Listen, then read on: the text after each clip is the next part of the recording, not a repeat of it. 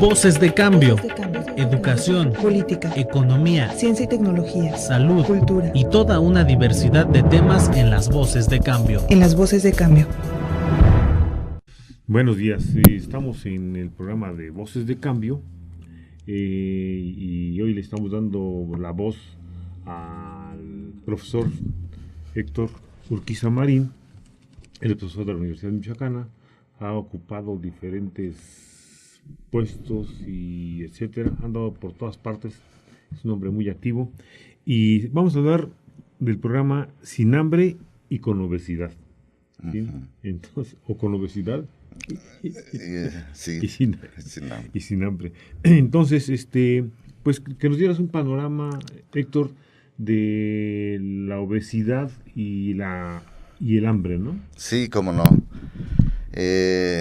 Un cuadro sinóptico pudiera ser que 20% de las mujeres embarazadas y 1 de cada 4 niños menores de 5 años en México produce o tiene anemia.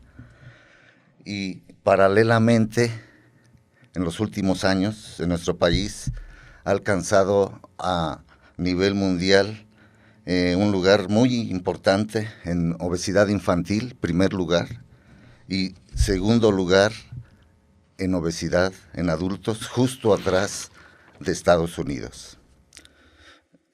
Todos sabemos que se ha detectado últimamente a través de estudios epidemiológicos que la obesidad conduce al desarrollo de diabetes mellitus, infarto al miocardio, hipertensión arterial, que son las principales causas de muerte en nuestro país. Entonces, la obesidad genera un enorme gasto al sistema de seguridad social del Estado, de tal manera que enfermedades asociadas a la obesidad, los gastos serán en el 2017 de cerca de 100,000 millones de pesos. ¿Qué bases científicas o qué podemos decir acerca de la obesidad? Pues uno de ellos, un dato muy interesante, es que la desnutrición y la obesidad son 2 estados extremos de nutrición, uno por no alimentarse bien y otro por sobrealimentarse. Pero en realidad están muy ligadas, ya que observaciones epidemiológicas en el humano y estudios experimentales en modelos de desnutrición y obesidad en animales de laboratorio han llegado a la misma conclusión. La desnutrición durante la gestación o pegadito al área del inicio de la vida, en los primeros 6 años, favorece el desarrollo con un alto riesgo de estar obeso, tener hipertensión y diabetes en la edad adulta, 30 años después. Y esto se ha visto sobre todo que cuando después el desnutrido nace y lo alimentan ya normalmente, entonces generalmente la dieta rica, hipercalórica, rica en sales, rica en energéticos, lleva a una sobrealimentación de tal manera que estos alimentos ricos en grasas, carbohidratos, hacen que inmediatamente se desate la obesidad. ¿Cómo explicar este fenómeno de que las poblaciones México, Brasil, India, Egipto, Pakistán, Indonesia, todos estamos pasando hasta un 60% de la obesidad? De tal manera que si vemos en el mundo, 50% del total de los 671 millones de personas obesas en el mundo viven en países en donde la desnutrición alcanzaba niveles endémicos. Pero ahora, por efecto de la globalización, el desarrollo, la sustitución de la alimentación tradicional, basada en cereales, verduras y pocos alimentos calóricos. Héctor, una pequeña interrupción. Entonces, Mira, a mí me llamaron dos cosas la atención muchísimo. Uno, 100,000 millones de pesos es lo que va a costar eso en el 2017. Y si a veces como son cifras tan grandes, a mí me gusta a veces compararlas con algo. Estamos hablando Sí. de más o menos 30 años el presupuesto de la Universidad de Michoacán. Si le ¿no? echamos Entonces, cuentas, son exorbitantes. es muchísimo dinero, 30 años en un solo año. O sea que nos está saliendo muy caro Y al va, país. y ¿no? a la tendencia que vamos, Es al aumento. a lo Ahora, yo creo que eso que manejas también de que el hecho de las empresas, bueno, esto tiene que ver por supuesto con las empresas multinacionales, esto de la obesidad, es el cambio de las formas tradicionales de consumo de alimentos. Entonces, si sí, nos fuéramos quizá por ahí sí, un cachito. sí. Eh, Nada más quería remarcarles que la desnutrición favorece la aparición de obesidad, ¿ah? Hipertensión arterial y diabetes, sobre todo cuando la desnutrición es seguida de un periodo de sobrealimentación en alimentos, por así decirlo, hipercalóricos, sales, chatarra. Entonces, si hay un alto riesgo para que la población a la que va dirigida el programa, como ejemplo la jornada contra el hambre, que está dirigido a las clases en suma extrema pobreza, 50% de la población entonces dice, vamos a hacer que con estas dietas hipercalóricas aumente la obesidad y los riesgos de diabetes e hipertensión. Entonces, la problemática es pues que el estado de salud de la población mexicana está combinada, por un lado, de desnutrición, un buen porcentaje, pero paralelamente y en los últimos años, obesidad extrema. De tal manera que, de acuerdo con la encuesta nacional de salud, del 2012, la última, entonces 1 de cada 4 niños sufre anemia.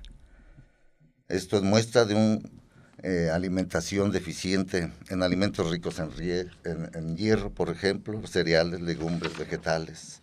De tal manera que la tendencia, las alteraciones causadas por la anemia, disminuye la capacidad de aprendizaje, debilidad, cefalea y lesiones al corazón y otros órganos cuando es muy prolongada y severa. Entonces, hay desnutrición en México, pero paralelamente los porcentajes de obesidad, la población adulta, 71% en México. sí, en el SUEUM, en el Sindicato de Empleados de la Universidad, hablaban de que exactamente ese era un promedio. Y en el del profesores seguramente, y en el de alumnos por ahí, ¿no? Entonces, Sí. Adolescentes de 12 a 19 años, 35%. Y niños de 5 a 11 años, 34%. De tal manera sí que son datos muy duros. esto ubica a nuestro país primer lugar a nivel mundial en obesidad infantil y segundo, después de Estados Unidos, en obesidad. Y hablabas adultos. también de que Michoacán ocupaba un lugar muy importante, ¿no? Dentro de los niños se contribuye Obesos. mucho, de un porcentaje 60-70% de niños. Del niños. De- Pero me comentabas un día de los porcentajes de obesos en Michoacán, que creo que era uno de los estados donde había más obesos, ¿no? en niños. En niños. Sí. En el país de todos, y en Michoacán sobresalen los niños. Entonces, la obesidad pues es un factor de riesgo comprobado para enfermedades que se presentan 30 años después, crónico-degenerativas, diabetes, infarto, hipertensión arterial. Pero ¿Crees que el Estado está haciendo lo adecuado para resolver este problema tan enorme que nos cuesta muchísimo dinero y muchos muertos, mucho sufrimiento, porque la gente que tiene esas enfermedades tiene realmente una calidad de vida muy, muy, muy precaria? ¿Crees que está haciendo el Estado algo? pues a pesar de los intentos de cada periodo, de cada presidente, sigue habiendo desnutrición, a pesar de la lucha contra el hambre, a pesar de las oportunidades, a pesar de todo, sigue habiendo desnutrición en México. Pero paralelamente sigue habiendo obesidad en México. Y en lugar de ir disminuyendo ambas cosas, o sea, la desnutrición y la obesidad, ¿van en aumento? Sí, y estamos en una disyuntiva que si el programa al que va dirigido Jornada contra el Hambre puede llevarnos entonces a que esa población se haga obesa y con alta tendencia a ser diabética, hipertensa. Mencionaba las empresas que estaban Sí. involucradas en esto del... Bueno, pues todos podemos consultar en cualquier página de las empresas que se comprometidas con este programa de la Jornada contra la Salud. PepsiCo, con su gama de productos ricos en carbohidratos, sales, grasas, azúcares. La Nestlé, con su programa Dulce Negocio, enseñando hasta 15,000 mujeres a cómo hacer pasteles y cosas dulces. Y las compañías estas de tiendas de autoservicio, tipo Soriana, Comercial, con sus productos, ellos garantizan que los productos estén bien, en buen estado, para que lleguen a la población, ¿verdad? Entonces, hay pérdidas humanas, sufrimiento, costo económico muy importante, de tal manera que la atención para enfermedades derivadas de la obesidad ascendió a 42 millones de pesos. O sea, sí. Entonces, ¿cuál es el costo de la obesidad? Pues esos 42 millones equivale al 13% del gasto total en salud y el 0.3 del Producto ¿El qué, Interno Bruto. No, pero ¿de qué porcentaje del presupuesto de salud? Sí, equivale al 13% del gasto total y a 0.3 del PIB, Producto Interno Bruto, ¿verdad? Y sigue aumentando. De tal manera que en el 17, lo que te decía, 100 millones es seguramente. Una monstruosidad. Entonces, en la Jornada contra el Hambre se desató para abatir la desnutrición en México, garantizar el acceso a productos nutritivos, y Sedesol hizo un convenio de cooperación con PepsiCo, tiendas de autoservicio y Nestlé. PepsiCo dona productos que las organizaciones sociales civiles reparten y desarrolla productos enriquecidos con vitaminas y minerales, ya sea galletas, atoles. Oye, Héctor, tú no sé si te diste por ahí cuenta, en las redes sociales circulaba un anuncio de que el Rosario Robles traía fue una conferencia donde estaban platicando del hambre exactamente, y que llevaba una bolsa que costaba varios miles de pesos, decían que como 35,000 pesos una bolsa, ¿no? Entonces, imagínate. Un contraste. Un contraste muy grande, ¿no? Sí, así es. De tal manera, pues, de que una idea a este programa que podría ser útil es darle un seguimiento a esta jornada contra el hambre, y a partir de unos 3, 4 años ver datos concretos que nos puedan decir cuánto ha incidido en la jornada sobre los estados de salud de la población. Pero paralelo a eso, aunado a eso, la propuesta era establecer, pues, agregar un plan de seguimiento y estar midiendo y cuantificando a esa población a la que va dirigido el programa, estarlos midiendo peso, talla, al menos 3, 4 años. Con eso tendríamos una base de datos originales de nuestro estado y permitiría entonces establecer estrategias a base de promover la salud, buenos hábitos alimenticios, disminuir la comida de alimentos ultraprocesados, ¿verdad? De tal manera que así pudiera resultar un poquito más benéfico. Héctor, yo te haría una pregunta.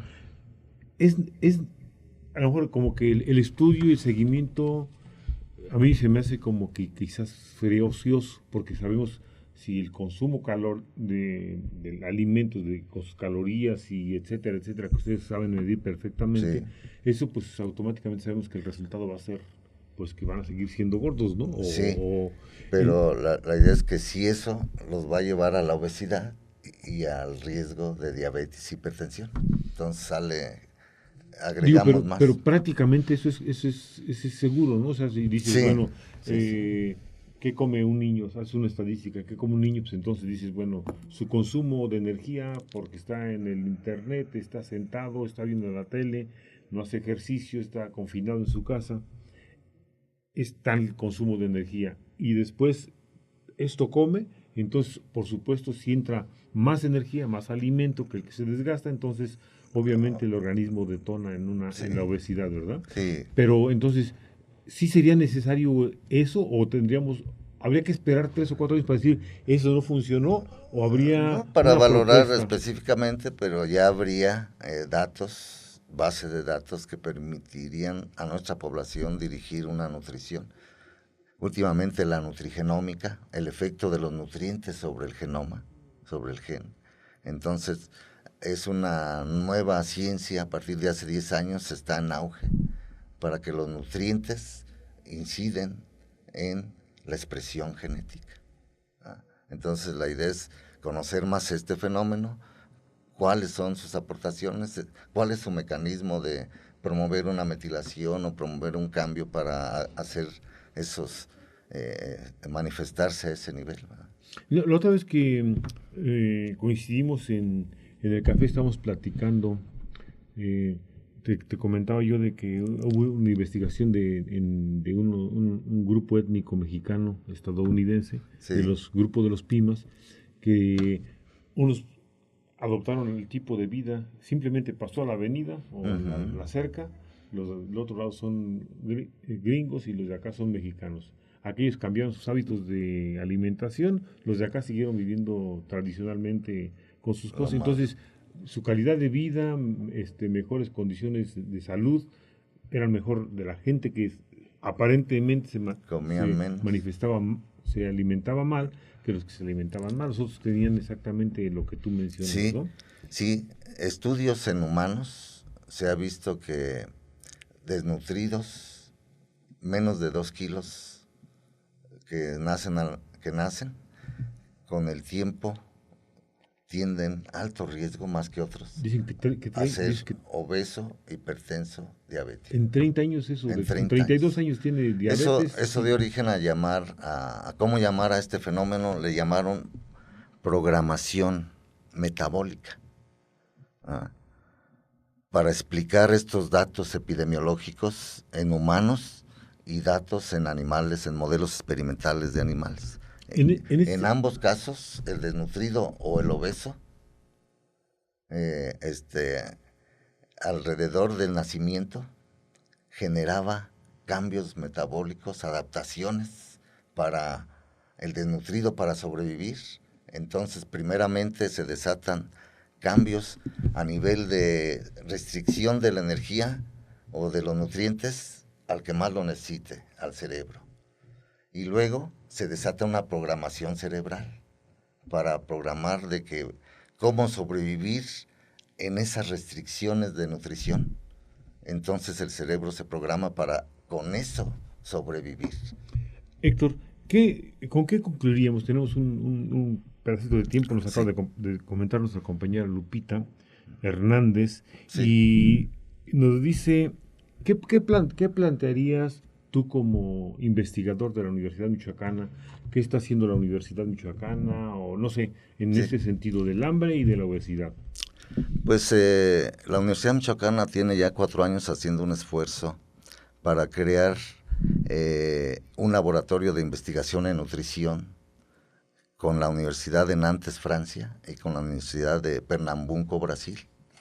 Estamos trabajando desde hace 3, 4 años con ellos alrededor de las causas de la obesidad y la tendencia a la diabetes, hipertensión y alto colesterol, que se conoce en el argot médico como el síndrome metabólico.